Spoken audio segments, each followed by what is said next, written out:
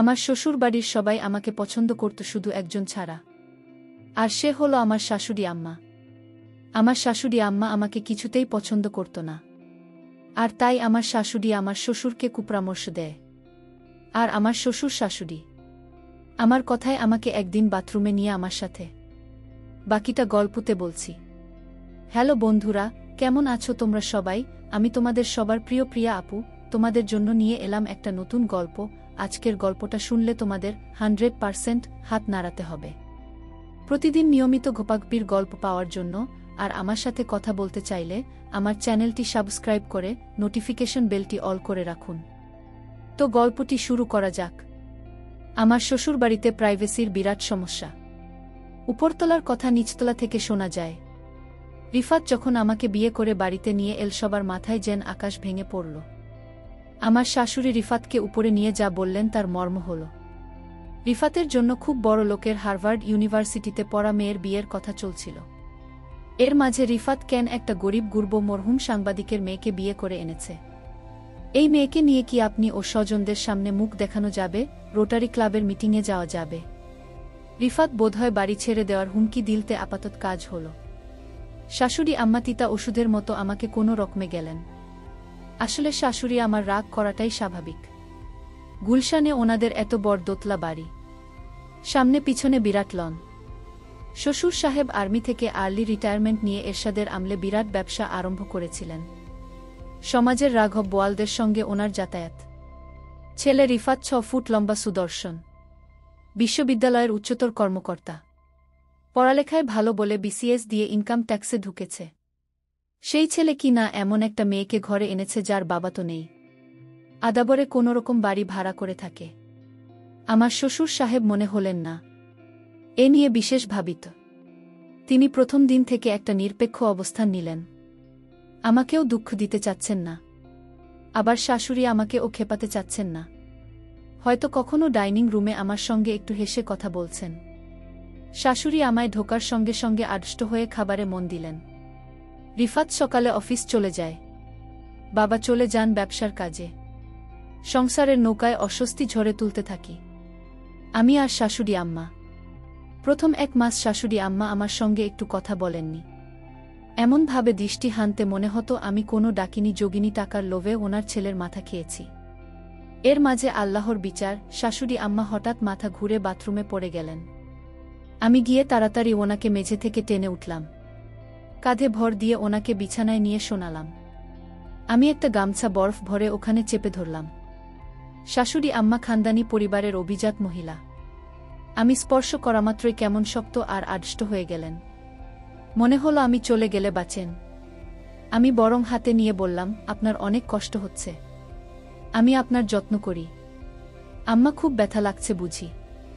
শাশুড়ি আমার শুকনো গলায় বললেন, সুরাইয়াকে ডাকা হোক। সুরাইয়া আমাদের কাজের মেয়ে আজ আসেনি। আমি বললাম, সুরাইয়া তো আজ আসেনি আম্মা, দারোয়ান ভাই আছে, 1 গ্লাস পানি আনা হোক। আম্মা এভাবে প্যাসিভ হয় যে না বলে একটি ভয়ে যে কথা বললে ভাল লাগত। শাশুড়ি আম্মা কটমট করে তাকিয়ে বললেন, পানি আনছে না কেন? আমি পানি এনে বললাম, আমার একটা নাম আছে টুম্পা। আপনার ছেলে বলে তুমি? আপনার তো কোনো মেয়ে নেই। টুম্পা বলে ডাকবেন, দেখবেন মনটা ফুরফুরে লাগবে। মা কোনো জবাব দিলেন না, ধকধক করে পানি খেয়ে পাশ ফিরে শুয়ে পড়লেন। শাশুড়ি আম্মা প্রথম আমার রান্না খেতেন না। বাথরুমে পড়ার পর থেকে খাওয়া আরম্ভ করেছেন। আমি রুই মাছের মাথা, ইলিশ মাছের পেটির টুকরো শাশুড়ি আমার দিকে এগিয়ে দিয়ে। শাশুড়ি আম্মা প্রশংসা কিছুই করেন না। আমার শ্বশুর সাহেব কম বেশি শাশুড়ি আমাকে অনুসরণ করেন। সংসারে খামোখা ঝামেলা পাকাতে চান না। সেদিন চিংড়ির দোপেয়াজা রাজি শাশুড়ি আমাকে কি কাজে কিচেন এসেছেন। আমি চাচ্ছি একটু দোপেয়াজা এগিয়ে দিয়ে বললাম, মা টেস্ট করে দেবেন কেমন হয়েছে? মা কতমত করে আমার দিকে তাকিয়ে চামচ থেকে দোপেয়াজা থাকলেন। তারপর বললেন, বাড়িতে নারকেলের পাউডার আছে, ওটা দিয়ে মালাইকারি রেঁধে মজা হবে। যাওয়ার সময় একবার ঘুরে বললেন, এটাও খারাপ না, তোমার বাবা পছন্দ করবেন। আমার নিজের মা খুব সংকোচে মাঝে মাঝে ফোন করেন। আমি যে এভাবে হুট করে বিয়ে করব সেটাও জানতেন না। অথচ আমি এ বাড়িতে আসার 3য় দিন আমার শাশুড়ি আমাকে একচোট কথা শুনিয়ে দিয়েছেন। মা ফোন করলে জানতে চান আমি কেমন আছি। আমি জানাই খুব ভালো আছি। মা কি বুঝলেন কে জানে, মন খারাপ করে ফোন রাখেন। এভাবে মাসের পর মাস কেটে যাচ্ছিল। শাশুড়ির মনের তাপমাত্রা কিছুতেই 0°C উপরে উঠানো যাচ্ছিল না। সম্পর্কের বরফ গলতে সময় লাগছিল। অবশেষে একদিন সন্ধ্যায় আমি শাশুড়ি আমার প্রাণ ভোমরা সন্ধান পেলাম। আমাদের বাড়িতে রাত 8টায় খাওয়ার নিয়ম। রাতের খাওয়া শেষ হলে একটু গুছিয়ে আমি সোজা বেডরুমে চলে যাই। তখন থেকে সকাল 7টা পর্যন্ত সময়টা রিফাত আর আমার। এই সময়টা আমি অর্জন করি। সারাদিন শাশুড়ি আমার অবহেলা সঙ্গে করে। ভারতপক্ষে তখন আমি ঘর থেকে বের হই না। আমি আর রিফাত মনের সুখে মুভি দেখি। সেদিন কি কারণে বেরিয়েছি ও মা দেখি ড্রয়িং রুম, শাশুড়ি আমাকে একা একা খিলখিল করে হাসছেন। ওনার এরকম হাসি আমি কখনো শুনিনি। দরজার কাছে গিয়ে দেখলাম শাশুড়ি আমার স্টার প্লাসে শ্রীমান শ্রীমতী নামের একটা সিরিজ দেখছেন। আমি আস্তে করে গিয়ে শাশুড়ি আমার পাশে বসলাম। আমরা একবার খতম করে আমার দিকে তাকালেন। তারপর আবার টিভিতে মনোনিবেশ করলেন। হাসির মুভি তো চাইলেও গম্ভীর থাকতে পারছিলেন না। একটু পর পর ফিক করে হাসছেন। আমিও হাসিতে যোগ দিয়ে বললেন, আমায় দেখে মনীষা এটা কি করল? যাই হোক, আমি শাশুড়ি আমাকে সব সময় হাসি খুশি রাখার চেষ্টা করতাম। কিন্তু শাশুড়ি আমাকে পছন্দ করত না। শাশুড়ি আমার সাথে সবসময় আচরণ খারাপ করে। মনে হয় এ বাড়িতে আমি তাদের শত্রু। আমার স্বামী আমাকে অবশ্যই পছন্দ করে, কিন্তু আমার শাশুড়ি আম্মা আমাকে পছন্দ করে না। এক রাতে শাশুড়ি আমার সুরের সাথে কানাকানি করছে। ফিসফিস করে আমার বিরুদ্ধে কি যেন বল, আমি তেমন কিছু বুঝতে পারিনি। তবে এর পরদিন থেকে বাড়িতে আমি আমার সুরকে অন্য রকম দেখতে পেলাম। সুর আমাকে আগে যেভাবে বোমা বলে ডাকতেন, আজ আর তার মুখে সেই মধুর ভাষা নাই। প্রতিদিন সকালে নাস্তা করার সময় সুর আমাকে নিয়ে একসাথে নাস্তা করতেন, কিন্তু আজ আমাকে ডাক দেয়া একসাথে নাস্তা করার জন্য। আমি বুঝে গেছি শাশুড়ি আমার কান পড়া পেয়েছে। জানি না আমার সাথে কি হয়। এর পরের দিন আমি আমার রুমে ঘুমাতে গেলাম। তারপর শ্বশুর আব্বা গভীর রাতে আমার রুমে প্রবেশ করল। আমি শুধু বাবাকে জিজ্ঞেস করলাম, বাবা আপনি এত রাতে আমার রুমে কেন? শ্বশুর আব্বা বললেন, শোনো মা, আমি তোমায় একটা কথা বলতে চাই। তুমি আমার কতটা রাখবে? কি কথা শুরু আব্বা? শ্বশুর আব্বা বললেন, শোনো মা, এই বাড়িতে থাকতে হলে তুমি আমার একটি কথা রাখতে হবে। শুধু আব্বাকে বললাম, কি কথা? কিন্তু শ্বশুর আব্বা বললেন, অন্য একদিন বলবো। আজ থাক, এখন তুমি ঘুমাও। শ্বশুর আব্বার মধ্যে আমি এক অন্যরকম দৃশ্য দেখতে পেলাম, যা আমি আগে দেখিনি। এ বাড়িতে আমি প্রায় 6 মাস ধরে আছি। আজ সুর আমাকে কি বলতে চেয়েছিল তা আমি জানি না। এর 23 দিন পর আমি লক্ষ্য করলাম শ্বশুর আব্বা আমাকে তার মনের ভিতর লুকায়িত কথাটা বলার চেষ্টা করছে। আমি মনে মনে চিন্তা করলাম, শিশুরা বা কি বলতে চায় তা আমি শুনতে চাই। পরের দিন রাতে আমার শরীরে প্রচণ্ড জ্বর আসছিল। আমার খুব খারাপ লাগছিল। আমার পাশে কেউ নেই, একা একা রুমে জোরে আমি কাকরাতে লাগলাম। এমন সময় হঠাৎ সুর আমার রুমে প্রবেশ করল। আমি শুধু আব্বাকে দেখে চমকে গেলাম। আমি বললাম, শ্বশুর আব্বা আমার শরীরে প্রচণ্ড জ্বর, আমার মাথা ব্যথা করছে। শ্বশুর আব্বা বললেন, মা আমি তোমার মাথায় একটু মেসেজ করে দিই, তাহলে তোমার মাথা ব্যথা কমে যাবে। আমি বললাম, শ্বশুর আব্বা আপনার কষ্ট করতে হবে না। আমি বুঝতে পারলাম শাশুড়ি যেদিন শিশুকে কানে কানে কিছু বলার পর থেকেই সুর আমার সাথে এমন ভালো ব্যবহার করছে। জানি না এটা কি ভালো ব্যবহার নাকি আমার সাথে অন্য কিছু হতে যাচ্ছে। যাই হোক, শ্বশুর আব্বা বললেন, মা তোমার শরীরের অনেক জোর, তাছাড়া তোমার মাথা ব্যথা করছে। আমি তোমার মাথায় ম্যাসাজ করে দিই। আমার মাথাটা এত ব্যথা করছিল, আমি কিছুতেই আর না করতে পারলাম না। আর তাই শ্বশুর আব্বা আমার মাথায় মালিশ করে দিচ্ছিল। আমার খুব ভাল লাগছিল। আমার মাথা ব্যথাটা অর্ধেক কমে গিয়েছে। শ্বশুর আব্বা আমাকে বললেন, মা আমি তোমার আর কোথায় মালিশ করে দিব? আমি বললাম, বাবা আমার মাথা ব্যথা কমে গিয়েছে, আমার আর মালিশ করা লাগবে না। আপনি এখন রুমে গিয়ে ঘুমান। শ্বশুর আব্বা বললেন, ঠিক আছে বোমা, তাহলে তুমি ঘুমিয়ে পড়ো, আমি সকালে আবার আসব। শ্বশুর আব্বা যখন রুম থেকে বের হতে লাগলেন, আমি শিশুর আব্বাকে ডাক দিলাম, বাবা শুনে যান। শ্বশুর আব্বা বললেন, কিছু বলবে বোমা?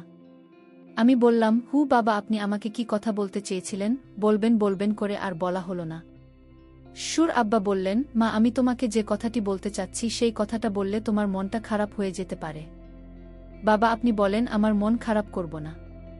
আপনি আমার বাবার মতো। আপনি যা বলবেন আমি তা মেনে নেব। সুর আব্বা বললেন, তার আগে তোমাকে আমার সাথে বাথরুমে যেতে হবে। আমি বললাম, বাবা বাথরুমে কেন? দরকার আছে, তুমি চলে গেলেই বুঝতে পারবেন। আমি অবাক হয়ে গেলাম।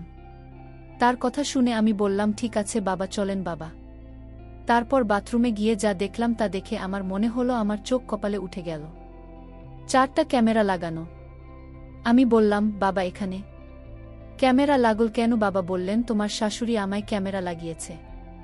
আমি জিজ্ঞেস করলাম, কেন এখানে ক্যামেরা লাগানো হয়েছে?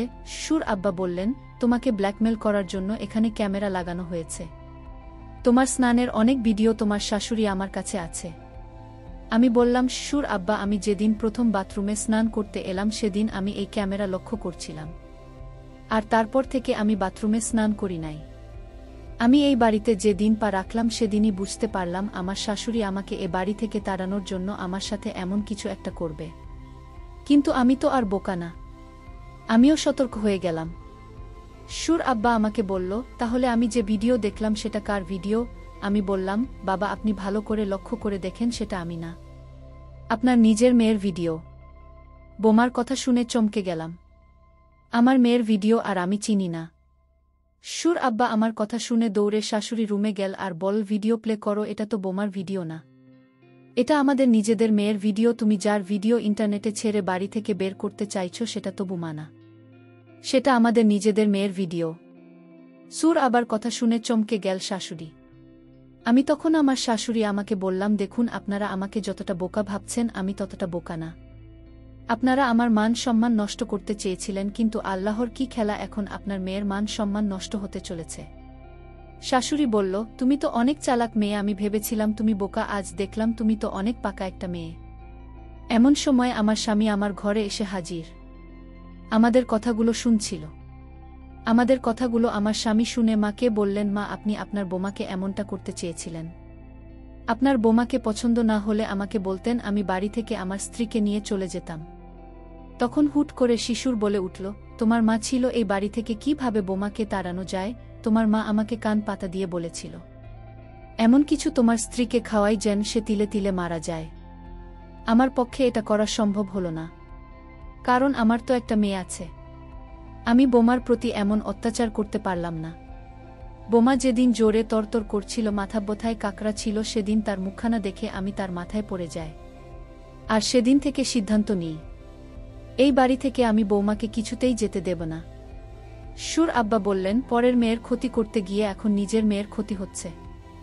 সুর আমার স্বামীকে বললেন, বাবা তোকে আমি গুলশানে আরও একটা বাড়ি কিনে দিচ্ছি, তুই সেখানে বোমাকে নিয়ে চলে যা, নতুন করে সংসার শুরু করে। শাশুড়ি আম্মা তখন হাউমাউ করে কান্না করে বলল, আমার ভুল হয়ে গেছে বোমা, তুমি আমায় ক্ষমা করে দাও। আমি বললাম, মায়েরা কখনো ক্ষমা চাইতে নেই। মা আমাদের সাথে আপনিও থাকবেন, এটাই আমি চাই। প্রিয় বন্ধুরা, গল্পটি ভালো লাগলে অবশ্যই কমেন্ট করে জানাবেন। আর নিয়মিত এমন আলাদা স্বাদের গল্প শুনতে ভিডিওটিতে লাইক এবং চ্যানেলটিকে সাবস্ক্রাইব করে সাথেই থাকুন। আর হ্যাঁ, নোটিফিকেশন বেলটি অল করে রাখবেন, যাতে পরবর্তী গল্প সবার প্রথমে আপনাদের কাছে পৌঁছে যায়।